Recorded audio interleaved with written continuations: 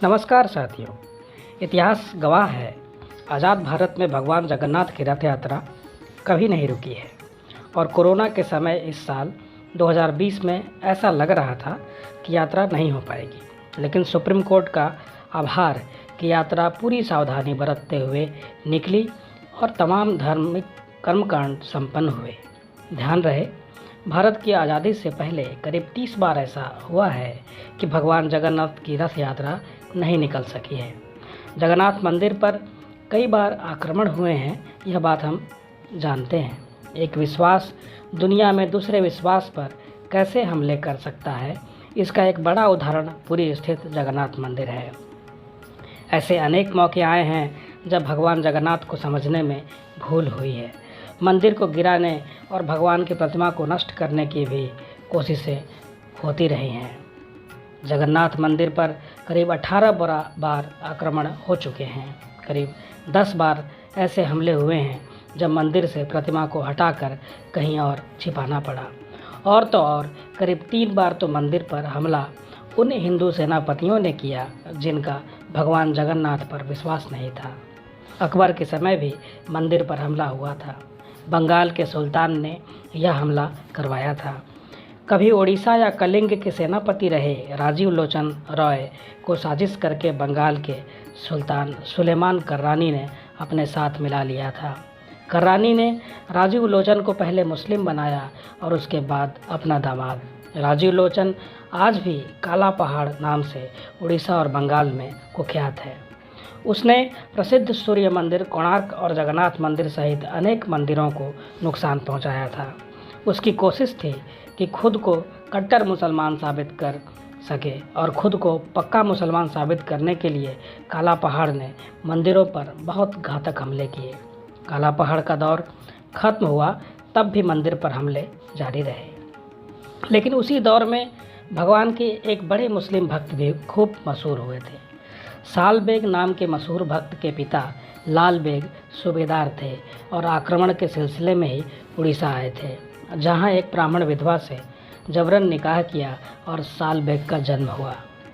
मां के कारण साल बेग के मन में भगवान जगन्नाथ के प्रति श्रद्धा जागी, लेकिन उन्हें मंदिर में प्रवेश करने नहीं दिया गया, तो वे वृंदावन चले आए, जहां साल भर साधुओं भक्तों की संगत में रहने के बाद वापस पुरी लौटे। जिस दिन वह पुरी लौटे उस दिन भगवान जगन्नाथ की यात्रा मां गुंदेचा मंदिर से लौट रही थी। उन्हें रथ पर विराजमान भगवान की प्रतिमा के तब दर्शन हुए थे।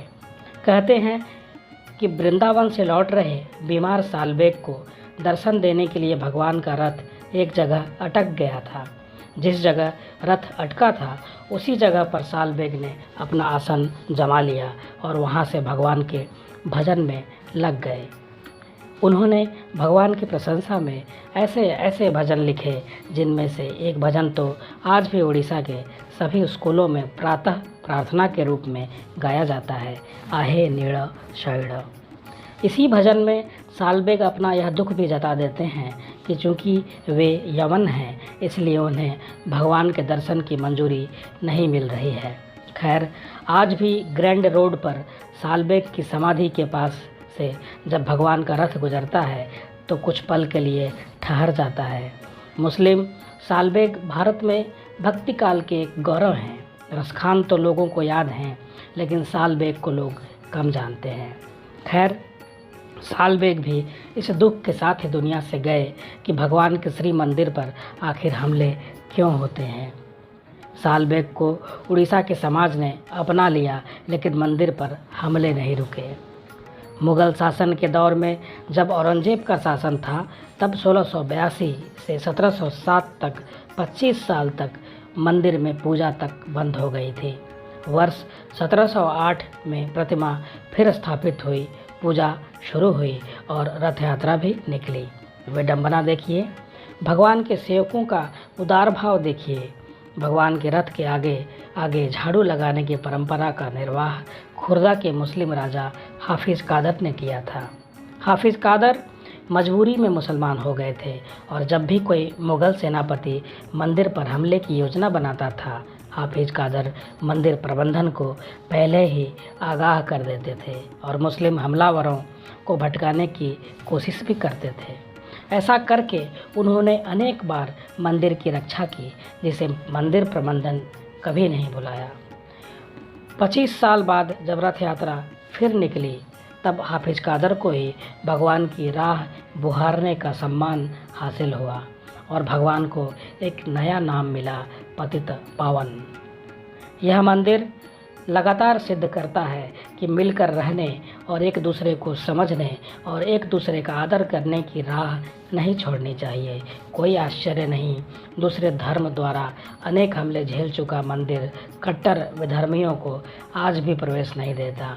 यह प्रवेश परस्पर सद्भाव से ही प्राप्त हो सकता है, लेकिन यह भी सही है कि जब कोई मंदिर में सामान्य रूप रंग में वो साधारण इंसान के रूप में प्रवेश करता है तो किसी से उसका धर्म नहीं पूछा जाता।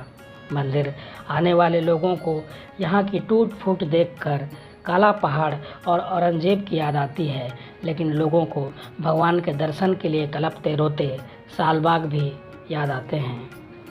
और वह हाफिज कादर भी जो मुसीबत उठाकर भी मंदिर की रक्षा करते थे। भगवान जगन्नाथ आज प्रेम और सद्भाव के प्रतीक हैं। इस बार कोरोना के कारण जब लगा कि रथ यात्रा नहीं हो सकेगी, शुरुआती रूप से इसके लिए अदालती आदेश भी आ गया, तब जिन लोगों ने रथ यात्रा के लिए सुप्रीम कोर्ट का दरवाज़ा खटखटाया, उसमें मुस्लिम आफताब हुसैन भी शामिल थे। बना रहे यह सद्भाव और उड़ीसा की सद्भावी पहचान। अगले वीडियो में हम फिर मिलेंगे भगवान जगन्नाथ के किसी और पहलू के साथ। हमारे वीडियो को आप लाइक कीजिए, सब्सक्राइब कीजिए और बने रहिए हमारे साथ, अर्थात प्रेम और सद्भाव के साथ। नमस्कार।